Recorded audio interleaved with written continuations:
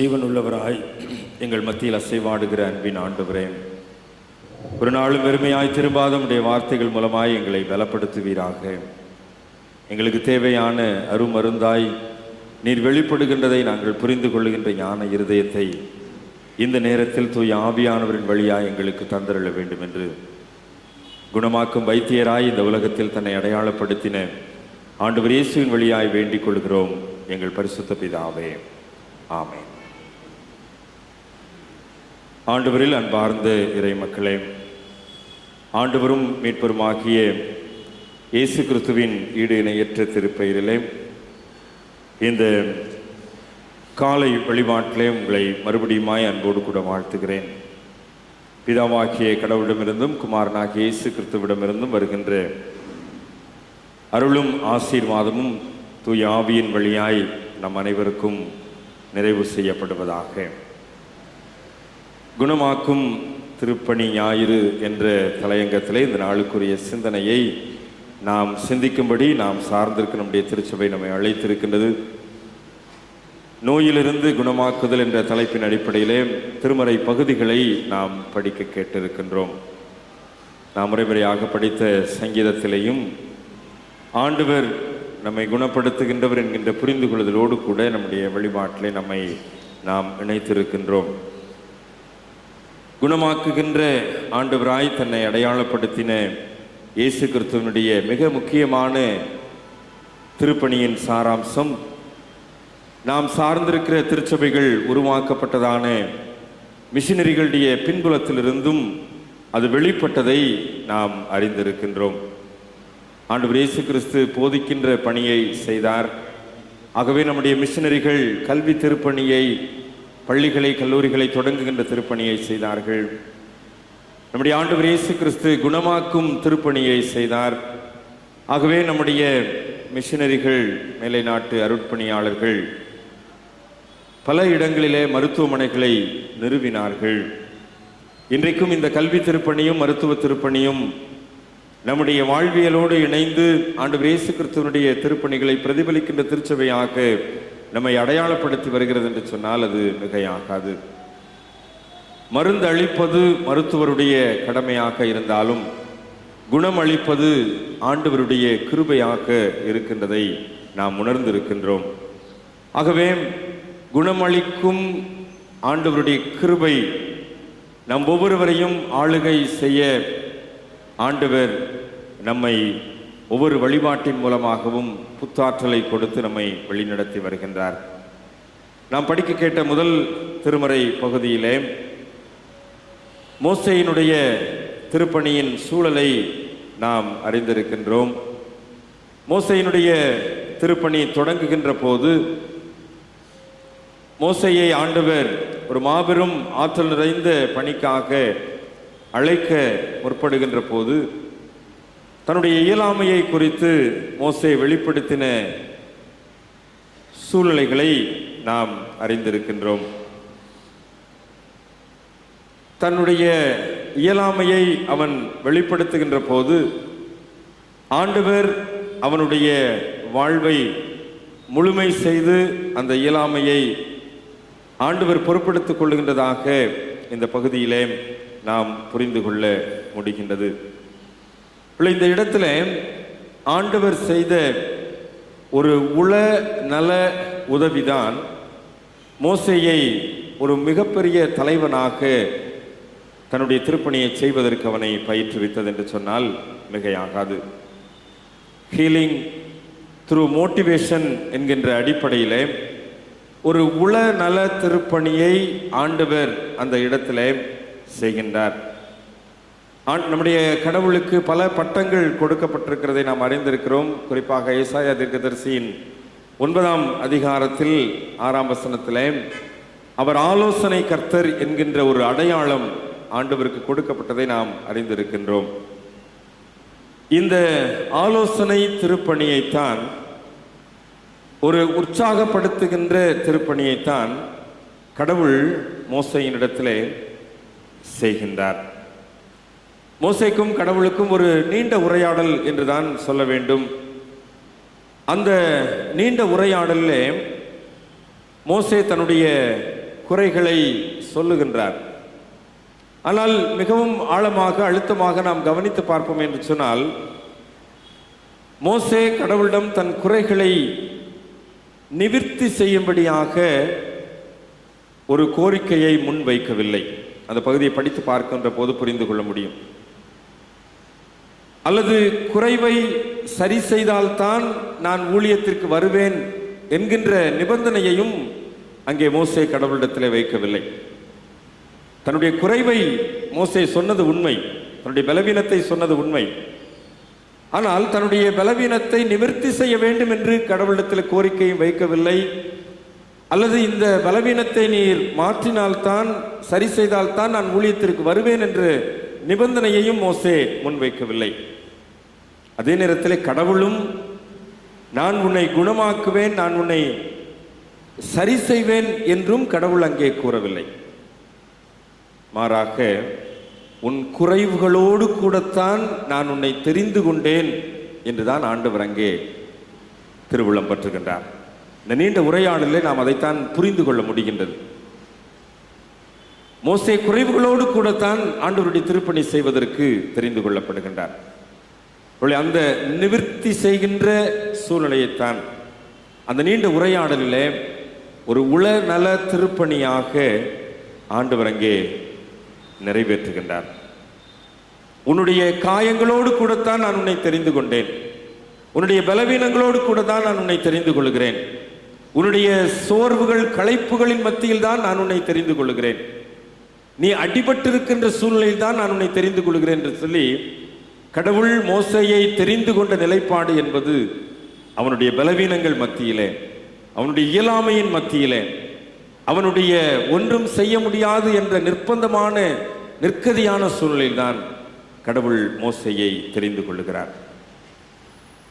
இன்றைக்கு நிறைவிலே குறை காண்பவர்கள் தான் இன்றைக்கு அதிகம். நம்ம எவ்வளவு செஞ்சாலும் அதில் ஒரு குறையை கண்டுபிடிச்சிருவாங்க. அப்படிப்பட்ட மக்கள் தான் இன்றைக்கு அதிகம்.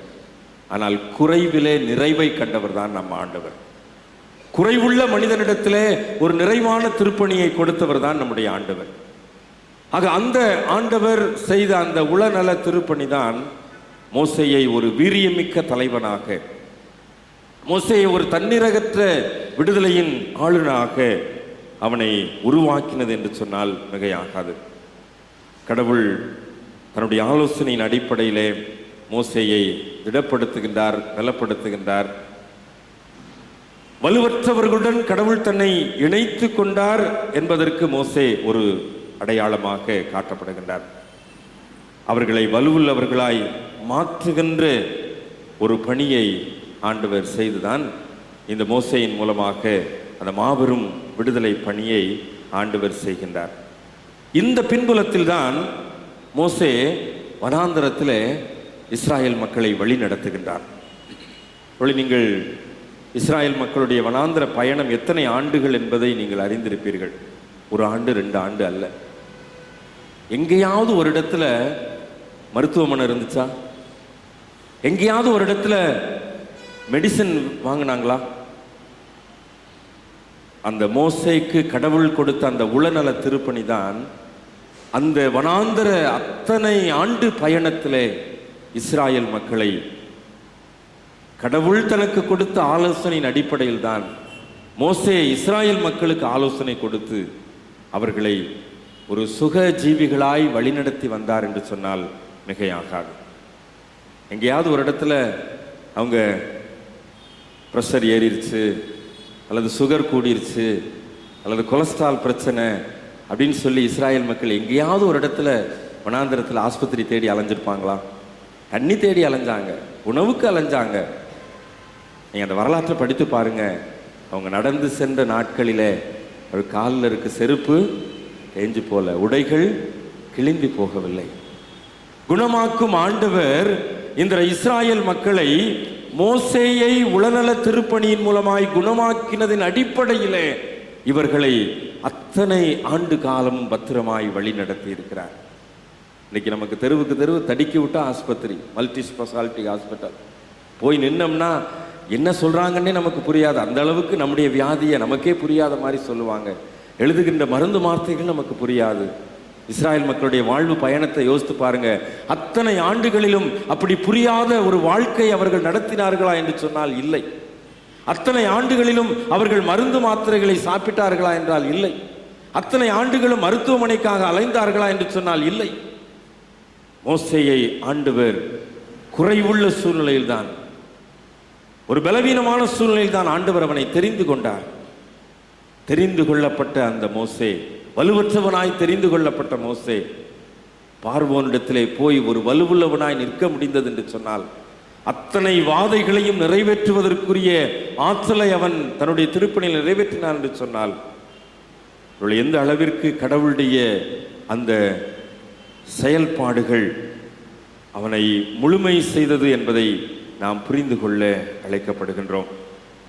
இந்த ஆண்டவர் தான் இன்றைக்கும் இந்த குணமாக்கும் திருப்பணி ஞாயிற்றுக்கிழமையிலே நம்மோடு கூட அசைவாடி கொண்டிருக்கின்றார்.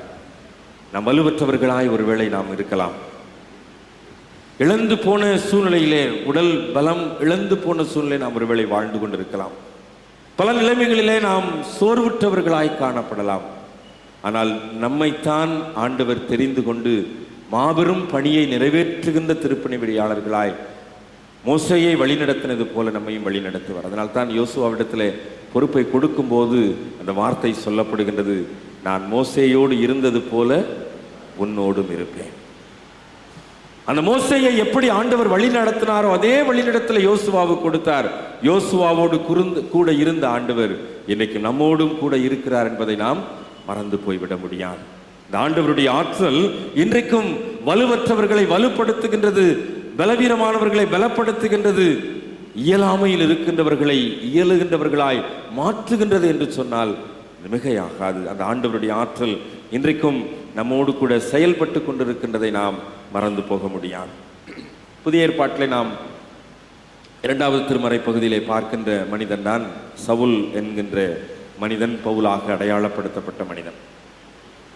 இந்த பவுலனுடைய சரீரமும் பாதிக்கப்பட்ட ஒரு சரீரம் என்பதை நாம் அறிந்திருக்கின்றோம். அவருடைய உடல் ஒரு மிகப்பெரிய பலவீனத்தில் பாதிக்கப்பட்ட ஒரு சூழ்நிலை அவருக்கு இருந்தது. ஆனால் இந்த சவுலாக அவர் அலைந்து திரிந்த போது அந்த பாதிப்புகள் இருந்ததாக வரலாற்று குறிப்புகள் இல்லை. ஆனால் பவுல் என்கின்ற ஒரு சூழ்நிலையிலே அவர் தன்னுடைய திருப்பணியை தொடர்கின்ற போது இந்த உடல் பாதிப்பை, இந்த சரீர பலவீனத்தை அவர் அதிகமாக அறிக்கை செய்கின்றதை நாம் பார்க்கின்றோம். இந்த பவுலுடைய வாழ்க்கை சற்று நீங்கள் திருப்பி பார்க்கின்ற போது அப்போஸ்தலர் 9ஆம் அதிகாரத்திலே அந்த சவுல் என்கின்ற மனிதனாக வீராவேசத்தோடு கூட திருச்சபைகளை துன்பப்படுத்தும்படியாய், கிறிஸ்தவர்களை கொடுமைப்படுத்தும்படியாய் அதிகார பத்திரங்களை பெற்றுக்கொண்டு அவர் செல்லுகின்றார். அவர் செல்லுகின்ற போது அவருடைய வீரியம், ஒரு தீவிரவாதியினுடைய மனநிலைமையோடு கூட அவர் அந்த பணியை செய்ததெல்லாம் உண்மைதான். ஆனால் பவுலாக மிஷனரி பயணத்தை தொடர்கின்ற போது, அல்லது பவுல் என்கின்ற பெயரோடு கூட அவர் தன்னுடைய திருப்பணியை ஆற்ற முனைகின்ற போதுதான் தன்னுடைய பலவீனத்தை குறித்ததான காரியத்தை அவர் இங்கே வெளிப்படுத்துகின்றதை நாம் பார்க்கின்றோம். அந்த பகுதியை ஆழமாக படித்து பார்க்கின்ற போது பவுல் ஒரு மிக மிக பலவீனமான ஒரு மனிதனாகத்தான் சித்தரிக்கப்படுகின்றார். அவருக்கு ஒரு வலிப்பு நோய் அவருக்கு ஏற்படுவதாக வரலாற்று குறிப்புகளிலே பார்க்க முடிகின்றது. இந்த வலிப்பு நோயை குறித்து தான் ஆண்டவரிடத்தில் அவர் கோரிக்கை வைக்கின்றார். எனக்கு ஒரு முள் கொடுக்கப்பட்டிருக்கிறது, என்னுடைய உடலிலே, என்னுடைய சரீரத்திலே ஒரு முள் கொடுக்கப்பட்டிருக்கிறது. இந்த முள் என்னை குட்டுகின்ற சாத்தானுடைய தூதனாய் இருக்கின்றது. அது என்ன செய்து குத்திக்கிட்டே இருக்குது. நான் நிமிர முடியல, நான் தலை நிமிர்ந்து நிற்க முடியல, நான் ஒரு வேலையை நிம்மதியாக செய்ய முடியல, நான் சுயாதீனமாக ஒரு இடத்துக்கு போக முடியல, வர முடியல, அது என்னை குத்திக்கிட்டே இருக்குது என்று சொல்லி தன்னுடைய பலவீனத்தை ஆண்டவருடைய சமூகத்தில் அவர் அங்கே அறிக்கை செய்கின்றதை நாம் பார்க்கின்றோம்.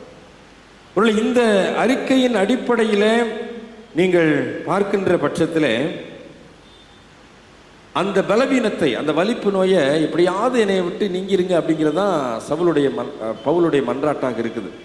எனக்கு எப்படியாவது இதிலிருந்து ஒரு விடுதலை வேண்டும் என்பது பவுலுடைய மன்றாட்டு ஜெபமாக அமைந்திருக்கின்றது. ஆனால் கடவுளுடைய பதில் அதற்கு என்னவாக இருந்தது? என் கிருபை உனக்கு போதும். நீ என்ன விதமான வலிப்பு நோயோடு கூட இருக்கிறியோ, என்ன விதமான பலவீனத்தோடு கூட இருக்கிறியோ, அந்த பலவீனத்திலேயே என்னுடைய பலன் என்ன செய்யும்? பூரணமாய் விளங்கும். கிறிஸ்துவின் வல்லமை உன்மேல் தங்கி இருக்கும். அப்போ அந்த வல்லமைய அந்த பலவீனத்தினூடே தான் அவர் பெற்றுக்கொள்ளுகின்றார். இந்த இடத்துல ஆண்டவராகிய அந்த ஆண்டவருடைய அந்த சுகமளிக்கும் ஆற்றல் அவருடைய பலவீனத்தின் மத்தியிலே அவருக்கு அங்கே கொடுக்கப்படுகின்றதை புரிந்து கொள்ளுகின்றோம். ஒரு வைராக்கியமாய், ஒரு நிறைவான ஆற்றலோடு கூட பணி செய்வதற்காய் ஊழியத்தை தொடருவதற்கு இந்த ஆண்டவருடைய வார்த்தை அவரை பலப்படுத்துகின்றது. என் கிருபை உனக்கு போதும். உனக்கு எவ்வளவு பலவீனம் இருந்தாலும் சரி, என்னுடைய கிருபை என்ன செய்யும்? உன்னோடு கூட இருக்கும். என்னுடைய கிருபை உன்னுடைய பலவீனத்திலே பரிபூர்ணமாய் விளங்கும் என்று சொல்லி பவுலை ஆண்டவர் ஆற்றுப்படுத்துகின்றார். ஒரு கவுன்சிலிங் அந்த இடத்துல ஆண்டவர் கொடுக்கின்றார். இந்த ஆற்றுப்படுத்துகின்ற பணியைத்தான் அந்த நேரத்தில் பவுலிடத்தில் ஆண்டவர் செய்து இந்த பவுலை இன்னும் ஆற்றல் நிறைந்த பணியாளனாக பயன்படுத்துகிறார். சாகிற வரைக்கும் அந்த முள் அவரை குட்டிக்கிட்டு தான் இருந்துச்சு. ஆனால் எப்பெல்லாம் அந்த முள் அவரை குட்டுதோ அப்பெல்லாம் ஆண்டவருடைய கிருபை அவருக்கு போதுமானதாக இருந்தது. அப்பொழுதெல்லாம் ஆண்டவருடைய பலன் அவரிடத்தில் பரிபூர்ணமாய் விளங்கினது. அப்பொழுதெல்லாம் ஆண்டவருடைய கிருபையை பெற்றுக்கொண்டவராய் அவர் தன்னுடைய பலவீனத்தை குறித்து அல்ல, ஆண்டவருடைய பலத்தை குறித்து மேன்மை பாராட்டுகின்றவராய் தன்னை அர்ப்பணித்தார். ஒருவர் ஆலயத்திற்கு புறப்பட்டு சென்று கொண்டிருந்தாராம். ஆலயத்திற்கு போய் கொண்டிருந்த போது மழை வந்துவிட்டது. மழை வந்தவுடனே நனைந்து கொண்டே ஆலயத்திற்கு போக முடியாது என்று சொல்லி ஒரு இடத்திலே ஓரமாய் ஒதுங்கி நின்றார். அப்படி ஒதுங்கி நின்று கொண்டிருந்த போது ஒருவர், அவருடைய ஆலயத்தை சார்ந்த ஒருவர் குடையை பிடித்து கொண்டு சென்றாராம். அவர் இவரை பார்த்த உடனே, வாங்க என் குடையில் சேர்ந்து போயிடலாம், சர்ச்சுக்கு போயிடலாம் அப்படின்னு சொல்லி அழைப்பு கொடுத்தார். இல்லை மழை விட்டதுக்கு பிற்பாடு நான் வரேன் அப்படின்னு சொல்லி அந்த குடையோடு போனவரை அனுப்பிட்டார். அதற்கு பிற்பாடு ஒரு 4 சக்கர வாகனத்தில் ஒரு காரில் அவங்க சர்ச் மெம்பர் ஒருத்தர் வந்திருக்கிறார். அவர் வந்தபோது அவரும் இவரை பார்த்த உடனே வண்டியை நிப்பாட்டிட்டு, நீங்கள் ஏன் இப்படி ஓரமாக நிற்கிறீங்க? நான் காரில் தானே போகிறேன், என் கூட காரில் வந்துடுங்க, சர்ச்சுக்கு போயிடலாம். இல்லை நீங்கள் போங்க, நான் மழை விட்டதுக்கு பிற்பாடு நான் வந்துக்கிறேன் அப்படின்னு சொல்லிட்டார். இப்போ கொடைக்காரரும் போயிட்டார், கார்காரரும் போயிட்டார். மழையும் விட்ட பாடில்லை. இவருக்கு அப்படியே டென்ஷனாக இருக்குது, ஆராதனைக்கு போக முடியலையே அப்படின்னு சொல்லி. அப்புறம் ஒரு வழியாக மழை விட்ட உடனே ஓட்டம் நடையுமா வேகமாக சர்ச்சுக்குள்ளே வந்தார். சர்ச்சுக்குள்ளே வந்தால் பாதி ஆராதனை முடிஞ்சிருச்சு. அப்போ இவருக்கு ஒரே கோபம். ஏன் ஆண்டவரே மழையை அனுமதிச்சிங்க? இப்படி என்னைய சர்ச்சுக்கு லேட்டாக வர வச்சிட்டிங்களே, நான் ஃபுல் சர்வீஸ் அட்டன் பண்ண முடியலையே, பாதி ஆராதனையில் வந்து உட்காந்துருக்கேன்னு எனக்கு ரொம்ப கஷ்டமாக இருக்குது அப்படின்னு சொல்லிட்டு ஆண்டவர் மேலே ரொம்ப கோவப்பட்டாராம். அந்த கோவப்பட்ட சூழ்நிலையில் ஆண்டவர் அவரோடு கூட பேச ஆரம்பித்தாராம். நீ பாதியில் வரக்கூடாதுங்கிறதுக்காகத்தான் நான் ஒருத்தர் குடையோடு அனுப்பிச்சி விட்டேன், அவரையும் நீ அனுப்பிச்சி விட்டுட்டேன். அதுக்கப்புறமும் காரில் ஒருத்தர் அனுப்பிச்சி விட்டேன், அவரையும் நீ அனுப்பிச்சி விட்டுட்ட. நான் உனக்காக 2 பேரை நான் அனுப்பிச்சது உண்மைதான், ஆனால் நீ என்ன செய்யலை? அவங்கள பயன்படுத்தலை. அதாவது உன்னுடைய விருப்பம் மழை நிற்கணும் அப்படிங்கிறது தான், ஆனால் என்னுடைய திட்டம் நீ எப்படியாவது கோயிலுக்கு வந்துடணுங்கிறது தான். உன்னுடைய விருப்பத்தை தான் நீ நினச்சிய ஒழிய என்னுடைய திட்டத்தை நீ நினைக்கல அப்படின்னு சொல்லி பேசினார். அந்த இடத்துல அந்த உணர்ந்து கொண்டார் அந்த மனிதர்.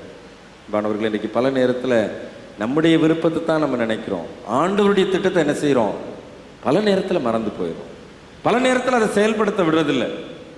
ஆண்டவருடைய திட்டம் அந்த முள் பவுலிடத்தில் இருக்கும், ஆனால் அந்த முள் குத்தும் போதெல்லாம் அவருடைய கிருபை அவரை தாங்கும். அதான் ஆண்டவருடைய திட்டம். ஆனால் பவுலுடைய விருப்பம், எப்படியா அந்த முள்ளை தூக்கி போட்டுரு, எப்படியா அந்த முள்ளிலிருந்து எனக்கு ரிலீஃப் பண்ணிடு. இன்னைக்கு பல நேரத்தில் நாம் இந்த பவுலுடைய மனநிலைமையில் தான் வாழ்ந்து கொண்டிருக்கிறோம்.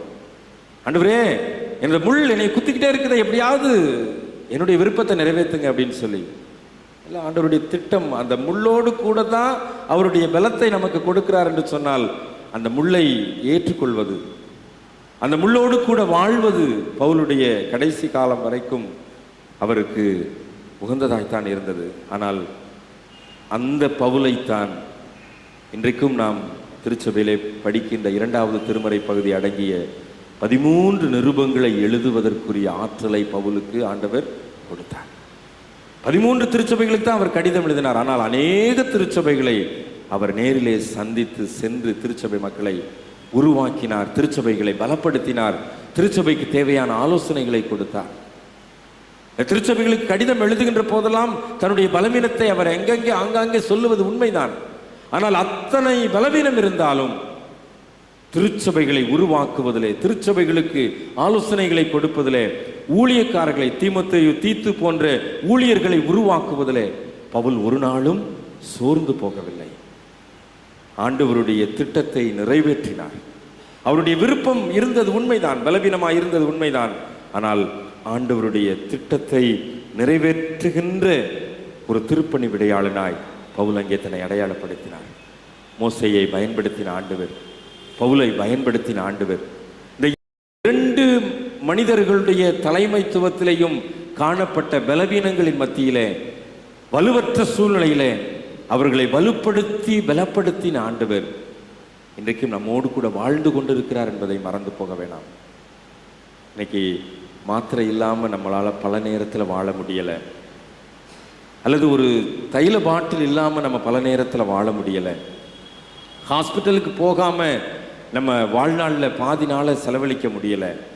அப்படிப்பட்ட ஒரு சூழ்நிலை நிறைந்த காலகட்டங்கள் நிறைந்த இந்த உலகத்தில் வாழ்ந்து கொண்டிருக்கிறோம். கிறிஸ்துவுக்குள் அன்பானவர்களே, நம்முடைய பலவீனங்கள் நம்மோடு கூட இருப்பது உண்மைதான், நம்முடைய இயலாமைகள் நம்மோடு கூட இருப்பது உண்மைதான், நம்முடைய சோர்வுகள் நம்மை அழுத்துவது உண்மைதான், ஒரு செயலை தீவிரமாய் அல்லது சுயாதீனமாய் செய்ய முடியாமல் நாம் கஷ்டப்படுவது உண்மைதான்.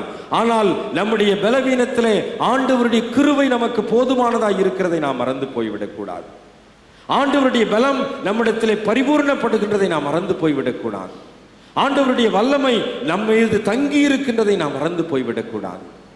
வலுவற்றவனாயிருந்த மோசேயை பயன்படுத்தின ஆண்டவர், பலவீனத்தோடு கூட இருந்த பவுலை பயன்படுத்தின ஆண்டவர் இன்றைக்கு என்னையும் பயன்படுத்துவார் என்பதிலே எந்த விதத்திலையும் சோர்ந்து போய்விடக்கூடாது, எந்த விதத்திலையும் தளர்வு அடைந்து விடக்கூடாது. அந்த ஆண்டவர் இன்றைக்கு நம்மோடு கூட இருக்கிறார்.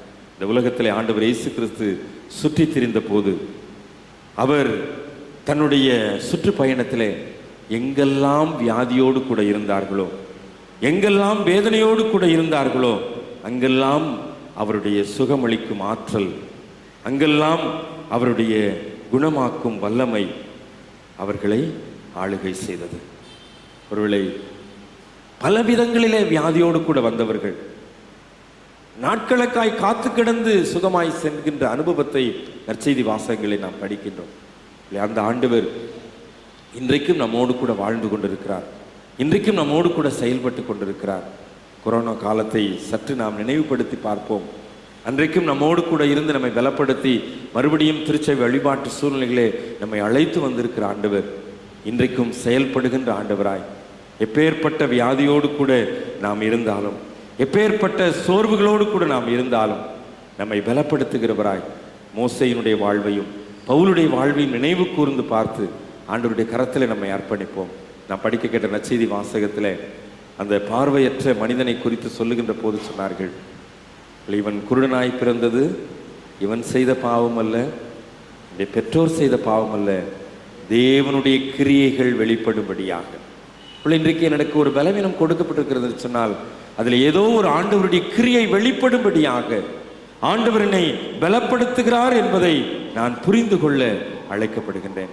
103ஆம் சங்கீதத்திலே நாம் அதைத்தான் முறைமுறையாக வாசிக்கும் போது அதைத்தான் நாம் வாசித்தோம். அவர் தமது கிரியைகளை இஸ்ரவேல் புத்திரருக்கு தெரிய பண்ணினார், நோய்களை எல்லாம் குணமாக்கினார். அவர் தம்முடைய கிரியைகளை இஸ்ரவேல் புத்திரருக்கு, அந்த கிரியை தான் அவர்கள் அத்தனை ஆண்டு காலமும் எந்த விதமான மருத்துவ வசதியும் இல்லாத ஒரு சூழ்நிலையிலே அந்த வராந்திர பயணத்தை அவர்களால் மேற்கொள்ள முடிந்தது. ஆண்டவருடைய கிரியை நம்ம மத்தியிலே வெளிப்படுகின்ற வகையிலே எப்பேற்பட்ட வியாதியாக இருந்தாலும் சுகமாக்குகின்ற வல்லமை நிறைந்த ஆண்டவர் இன்றைக்கும் நம்மோடு கூட இருக்கிறார் என்ற நம்பிக்கையோடு கூட அவருடைய கரத்தில் நம்ம அர்ப்பணிப்போமா? தலைகளை தாழ்த்துவோம்.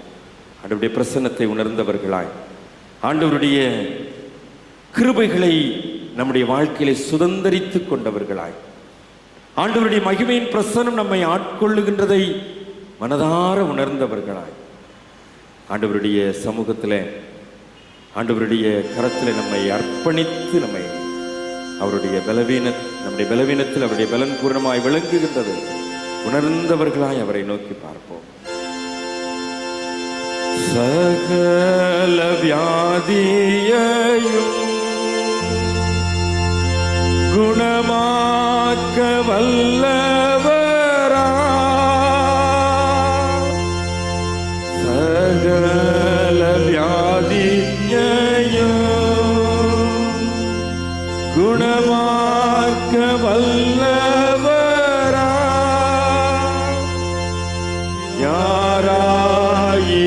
யாராயிருந்தாலும் பேதங்கள் இன்றியே கிருபையாய் அன்பை அளித்திடவே,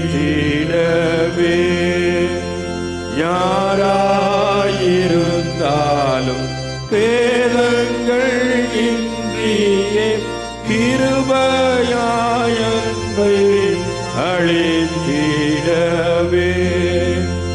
இயேசு அழைக்கிறார், இயேசு அழைக்கிறார், அவராய் உன்னை தம் கரங்கள் நீட்டியே இயேசு அழைக்கிறார், இயேசு அழைக்கிறார். ஆம் ஆண்டவரே, சகல வியாதியையும் குணமாக்க வல்லமையுள்ள ஆண்டவர், இன்றைக்கும் எங்களோடு கூட வாழ்ந்து கொண்டிருக்கிறீர் சுவாமி. இன்றைக்கும் எங்களோடு கூட செயல்பட்டு கொண்டிருக்கிறீர் சுவாமி. உன்னுடைய குணமாக்கும் வல்லமை இன்றைக்கு எங்களோடு கூட இருப்பதினாலே பவுலை போல நாங்கள் பலவீனப்பட்டிருந்தாலும், மோசையை போல வலுவற்றிருந்தாலும் எங்களையும் நீர் பயன்படுத்துவீர் என்ற நம்பிக்கையோடு கூட உடைய கரத்தில் எங்களை தாழ்த்துகிறோம். உடைய கரத்தில் எங்களை தாழ்த்துகிறோம் சுவாமி. எங்களை அர்ப்பணிக்கிறோம் ஆண்டவரே. சகல வியாதியை குணமாக்க வல்லவர். இன்றைக்கும் நாங்கள் எந்தவித பலவீனத்தோடு வந்திருந்தாலும் எங்களை குணப்படுத்துகிற ஆண்டவருடைய கரத்தில் அர்ப்பணிக்கின்றோம். நீர் எங்களோடு கூட இடைப்படும் பலப்படுத்தும். இயேசு ஆண்டவரின் வழியாய் வேண்டிக் கொள்கிறோம் எங்கள் பரிசுத்த பிதாவே, ஆமென். ஞாயிறு என்று சொல்லி அழைக்கப்படுகின்றது. இந்த குணமாக்கும் திருப்பணி ஞாயிறு பல இடங்களிலே பல புரிந்து கொள்ளுதலோடு கூட இந்த நாள் நிறைவேற்றப்படுகின்றது. இந்த நாளிலே நாம் ஒரு சிறப்பு பிரார்த்தனையை நாம் ஏறெடுக்க அழைக்கப்பட்டிருக்கின்றோம். பல திருச்சபைகளிலே இந்த சிறப்பு பிரார்த்தனையானது இந்த நாளிலே நிறைவேற்றப்படுகிறது.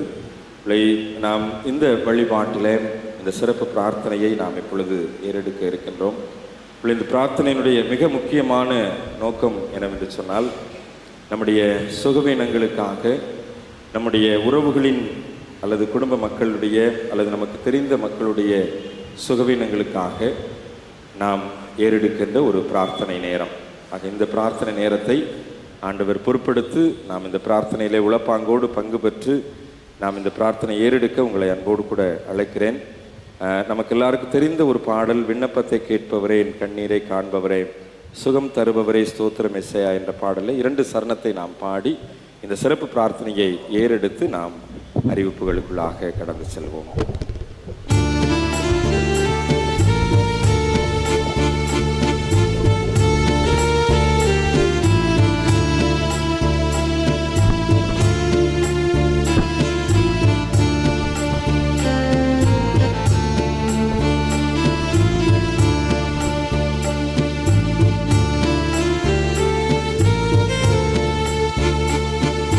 விண்ணப்பத்தை கேட்பவரே, என் கண்ணீரை காண்பவரே, சுகம் தருபவரே, ஸ்தோத்திரம் ஏசையா. விண்ணப்பத்தை கேட்பவரே, என் கண்ணீரை காண்பவரே, சுகம் தருபவரே, ஸ்தோத்திரம் ஏசையா. உம்மால் கூடும் எல்லாம் கூடும், ஒரு வார்த்தை சொன்னால் போதும். உம்மால் கூடும் எல்லாம் கூடும், ஒரு வார்த்தை சொன்னால் போதும். ஐயா ஒரு வார்த்தை சொன்னால் போதும். ஐயா ஒரு வார்த்தை சொன்னால் போதும். விண்ணப்பத்தை கேட்பவரே, என் கண்ணீரை காண்பவரே, சுகம் தருபவரே, ஸ்தோத்திரம் ஏசையா. மனதுருகி கரம் நீட்டி அதிசயம் செய்பவரே, மனதுருகி கரம் நீட்டி அதிசயம் செய்பவரே, ஐயா அதிசயம் செய்பவரே, ஐயா அதிசயம் செய்பவரே, விண்ணப்பத்தை கேட்பவரே, என் கண்ணீரை காண்பவரே, சுகம் தருபவரே, ஸ்தோத்திரம் ஏசையா. எல்லாரும் எழுந்து நின்று ஒரே ஒரு சரணத்தை பாடும். உன் காயத்தால் சுகமானேன், ஒரு கோடி ஸ்தோத்திரமே. ஆண்டவருடைய காயம்தான் இன்றைக்கு நம்மை சுகமாக்குகிறது. அது எப்பேற்பட்ட வியாதியாக இருந்தாலும் சரி, ஒரு சின்ன தலைவலியாக இருந்தாலும் சரி, ஒரு தீராத வயிற்று வலி அல்லது கால் பலவீனங்களாக இருந்தாலும் சரி, அல்லது இன்றைக்கு மருத்துவ உலகம் நம்மை பாடுபடுத்தி கொண்டிருக்கின்ற சர்க்கரை வியாதி போன்ற தீராத ஒரு வியாதி நம்மை ஆட்கொண்டிருந்தாலும் சரி, ஆண்டவருடைய காயம் இன்றைக்கு நம்மை சுகப்படுத்துகிறது. ஏனென்றால் என்னுடைய ஆண்டவர் சிலுவையிலே காயம்பட்டதனுடைய நோக்கமே நான் சுகமாக வேண்டும் என்பதற்காக. அந்த இரத்தம் இன்றைக்கு நம்மை சுகப்படுத்துகிறது. அந்த விசுவாசத்தோடு கூட, அந்த நம்பிக்கையோடு கூட, நம்முடைய சரீரங்களில் எந்த பலவீனம் இருந்தாலும் சரி, நம்முடைய உடல்ல எந்த வியாதிகள் இருந்தாலும் சரி, நிற்க முடியல, நடக்க முடியல, தீவிரமா செயல்பட முடியல, இத்தனை மாத்திரைகளை ஒரு நாளிலே நான் சாப்பிட்டு கொண்டிருக்கிறேன் என்று சொல்லி தீராத வியாதியோடு கூட போராடி கொண்டிருந்தாலும் சரி, இந்த நேரம், இந்த குணமாக்கும் திருப்பணி ஞாயிற்றுக்கிழமையிலே இந்த சிறப்பு பிரார்த்தனை நேரம் நம்மை சுகப்படுத்துகின்றதை, ஆண்டவருடைய பலம் நம்மில் பரிபூர்ணமாய் விளங்குகின்றதை உணர்ந்தவர்களாய், ஆண்டவரே உம்முடைய காயத்தால் நான் சுகமானேன் ஒரு அறிக்கை செய்து ஆண்டவரை நோக்கி இந்த பாடல், இந்த வரியை மாத்திரம் நம்ம பாடுவோம். உன் காயத்தால் சுகமானேன், ஒரு கோடி ஸ்தோத்திரமே. சேர்ந்து பாடலாமா? உன் காயத்தால் சுகமானே, ஒரு கோடி ஸ்தோத்திரமே. உன் காயத்தால் சுகமானே, ஒரு கோடி ஸ்தோத்திரமே. ஐயா ஒரு கோடி ஸ்தோத்திரமே, ஐயா ஒரு கோடி ஸ்தோத்திரமே. எங்கள் விண்ணப்பத்தை கேட்பவரே, என் கண்ணீரை காண்பவரே, சுகம் தருபவரே, ஸ்தோத்திரம் ஏசையா. சுகம் தருபவரே, ஸ்தோத்திரம் ஏசையா. ஆண்டவர் நம்மை சுகப்படுத்துகிறது. ஆண்டவருடைய பலன் நம்மிடத்திலே பரிபூர்ணமாய் விளங்குகிறது. அன்றைக்கு பலவீனத்தோடு கூட பவுல் அப்போஸ்தலன் ஆண்டவரிடத்தில் கேட்டபோது, என் கிருபை உனக்கு போதும் என்று சொன்னாரே. ஆண்டவரே, அந்த கிருபை எனக்கு இன்றைக்கு நேரத்தில் வேண்டும் சுவாமி. என்னுடைய தலைவலியை குணப்படுத்துகின்ற கிருபை, என்னுடைய கால் வலியை, முழங்கால் வலியை குணப்படுத்துகின்ற கிருபை, என்னுடைய இடுப்பு வலியை, என்னுடைய வயிற்று வலியை குணமாக்குகின்ற கிருபை, என்னுடைய சரீரத்தின் ஒவ்வொரு உறுப்புகளும் இருக்கின்ற பலவீனங்களை குணமாக்குகின்ற கிருபை இப்பொழுது எனக்கு கட்டளையிடுவீராக ஆண்டவரே. வார்த்தைகளை தியானித்திருக்கிறோம். வலுவற்ற மோசையை வலுப்படுத்தின ஆண்டவர் அல்லவா? பலவீனமான பவுலை பலப்படுத்தின ஆண்டவர் அல்லவா? என் கிருபை உனக்கு போதும் என்று சொல்லி அவனை பலப்படுத்தினீரே, பரிபூர்ணப்படுத்தினீரே. அந்த கிருபை இன்றைக்கு எங்களுக்கு வேண்டும் சுவாமி. அந்த கிருபை இன்றைக்கு எங்கள் மீது பொழிந்தருளப்பட வேண்டும் ஆண்டவரே. இன்றைக்கும் சுகவீனமாய், பலவீனமாய், வியாதியோடு, வேதனையோடு ஆண்டவரே, வருத்தத்தோடு கூட உம்முடைய சமூகத்திலே கண்ணீரோடு கூட ஜெபித்துக் கொண்டிருக்கிற ஒவ்வொருவர் மீதும் உம்முடைய கிருபை அளவில்லாமல் இறங்கும்படியாய் ஜெபிக்கிறோம். உம்முடைய கிருபை அவர்களை தாங்கும்படியாய் ஜெபிக்கிறோம். உம்முடைய கிருபையின் அபிஷேகம் ஒவ்வொருவரையும் ஆட்கொள்ளும்படியாய் ஜெபிக்கிறோம். எப்பேற்பட்ட வியாதியாக இருந்தாலும் சரி, நீர் தொட்டால் சுகமாகும். நீ வார்த்தையை அனுப்பினால் சுகமாகும். நீ வார்த்தையை கேட்ட நாங்கள் விசுவாசத்தோடு கூட அறிக்கையிடுகிறோம், என்னுடைய வியாதி மறைந்து விட்டது, என்னுடைய காயம் சுகப்படுத்தப்பட்டு விட்டது என்று சொல்லி அறிக்கையோடு கூட உம்மை நோக்கி பார்த்து உமக்கு நன்றி செலுத்துகிறேன் சுவாமி. என் குடும்பத்தின் மக்கள், என்னுடைய உறவுகளிலே யாராவது பலவீனப்பட்டவர்களாக இருந்தாலும், மருத்துவமனையிலே அனுமதிக்கப்பட்டு சுகவீனத்தோடு கூட இருந்தாலும், இந்த நேரம் அவர்களை சுகப்படுத்துகிற நேரமாய் மாறட்டும் ஆண்டவரே. இந்த நேரம் அவர்களுக்கு உம்முடைய கிருபை பொழிந்தருளப்படுகிற நேரமாய் இருக்கட்டும் சுவாமி. எப்பேற்பட்ட வியாதி, சகல வியாதியையும் குணமாக்குகின்ற உம்முடைய வல்லமை இன்றைக்கு எங்கள் மக்களை தொடுவதாக. இன்றைக்கு உம்முடைய வல்லமை எங்களை தொடுவதாக. இன்றைக்கு உம்முடைய அபிஷேகம் எங்களை ஆட்கொள்வதாக ஆண்டவரே. இந்த குணமாக்கும் திருப்பணி ஞாயிற்றுக்கிழமையிலே நாங்கள் ஏறெடுக்கின்ற இந்த விசேஷ பிரார்த்தனையிலே, இந்த சிறப்பு ஜெபத்திலே ஆண்டவர் ஒரு அதிசயத்தை, ஆண்டவர் ஒரு அற்புதத்தை இன்றைக்கு செய்வீராக ஆண்டவரே. இன்றைக்கு சுகம் தருவீராக ஆண்டவரே. இன்றைக்கு பலனை கட்டளையிடுவீராக ஆண்டவரே. இன்றைக்கு வியாதி மறைவதாக ஆண்டவரே. நன்றியோடு கூட உம்மை ஸ்தோத்திரிக்கிறோம். நன்றியோடு கூட உம்மை ஸ்தோத்திரிக்கிறோம். நன்றி ஆண்டவரே. நீர் கொடுத்த பலனுக்காய் ஸ்தோத்திரம். நீர் கொடுத்த சுகத்திற்காய் ஸ்தோத்திரம்.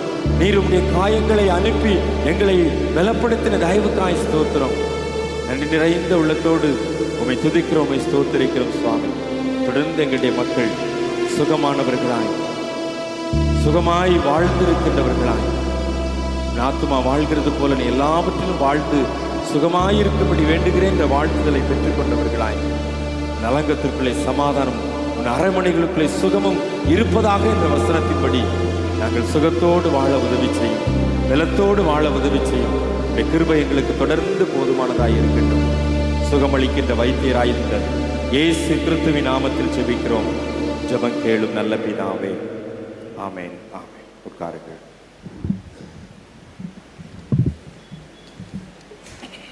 திருச்சி மக்கள் அறிய வேண்டிய சில அறிவிப்புகள்.